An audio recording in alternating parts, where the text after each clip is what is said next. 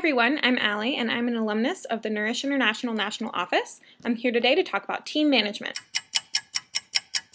So with your ventures, you've brainstormed different ideas and you've analyzed which ones your chapter should do, and then you've created a venture plan, and now it's time to go do it.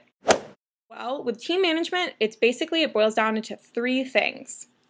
What is everyone doing? Do they know how to do it? And then follow through. Think of it like a soccer game. You are standing there. If you're running the venture, you're like the coach, and you have your whole team around you. And everyone's asking, what position do I play today, coach? So you need to be able to communicate that. And then if you have someone who's never played something before, like midfielder, they need to be able to ask, well, what does a midfielder do? And as a coach, you need to be able to respond to that.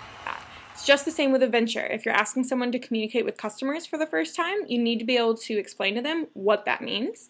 And last is follow through. Let's say that as the coach of the soccer team, you create a play and everyone's supposed to run through on that play, and someone doesn't. Well, you need to be able to say, why didn't you do that? And have a really good conversation about it versus just getting mad. And when people do follow through on plays and do it correctly, make sure you congratulate them because they did a good job for the team. So, making sure that everyone knows what they're doing, how to do it, and follow through, and there's your venture. Next. Hi Nourish, I'm Bryon from the UNC chapter, and I'm going to talk about market research, finding out what customers actually want. Now, I can't overstate how important it is that you have evidence that your plan is going to work.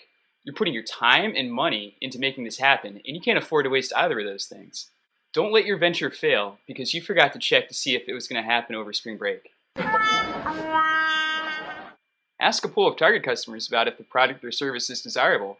Look for feedback on pricing, quality, dates, excitement about the idea, and any other major details. For example, we wanted to have a race where you would run a bunch, eat some donuts, and then run some more. People weren't really into that idea when we told them about it, and it seemed like the donuts were the part that they didn't like. We asked them about whether they wanted to have something else to do in the middle of the race, and a lot of people wanted to eat ice cream. So we did that, and it worked, and we made a lot of money off that. So yeah, you better do your market research. Next. Determining a good idea from a dead idea. Sometimes it can be hard to move on. Have you been planning your pizza sale for 4 weeks without moving forward? Does your 5K keep getting pushed back? Have no sororities gotten back with you about a jewelry party after 5 rounds of emails? Are you feeling a bit stuck? Well, you may be suffering from the symptoms of a dead idea.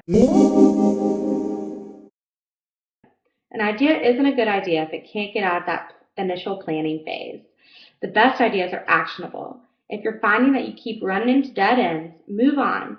If for some reason you can't move forward, it might be just because your exciting venture idea isn't the right fit for your campus or isn't right for right now.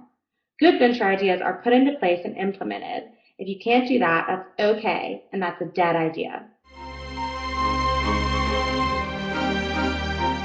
So it's better to fail fast and fail forward than to not move forward at all. It's as simple as that. So ask yourself, is this a good idea or a dead idea?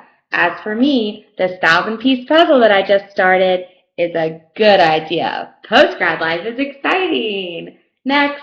Hi, I'm Jonathan Weatherby. I was formerly the Ventures Director at the UGA chapter, and I'm currently a law student at UNC Chapel Hill. The final tip is analysis. When you've completed a venture, set some time for you and your team to make like a mirror and reflect. Analysis is where you analyze the various components of the venture. The location, the time of day, how many volunteers you had, which volunteers you had, how good or interesting the product or service was, what were the time and resource costs put into starting the venture, and many more. You want to then look at the individual components and explore alternative scenarios. If we would have raised the price X amount of dollars and cents, would we bring in more money than we would lose with the price change? If we had set up at this location, would we have had more foot traffic? If so, would the extra amount of foot traffic come with more competition, or any other drawbacks for that matter? Looking at our time and supply cost, what was the return on our investment? Hint, if your revenue wasn't at least twice your cost, you might want to think about whether that venture was worth doing at all. Hint, if your revenue wasn't at least twice your cost, you might want to think about whether that venture was worth doing at all.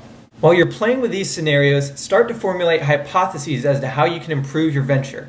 When you begin planning for the next time you do that venture, look back at these lists of hypotheses and ask yourself, self, are any of these hypotheses worth experimenting with this venture? If the answer is yes, then try it out and log the result for future reference. If it didn't work out, now you know. If it did work out, well, now you know. Maybe your venture needs a little bit more marketing, maybe a bit more professionalism, maybe a better location, maybe you can arrange the venture in a simpler fashion, maybe more volunteers, maybe less volunteers, maybe higher costs, maybe lower costs, maybe more jazz hands, maybe well, you really can't have too many jazz hands. And this brings me to tip 5, which is more jazz hands.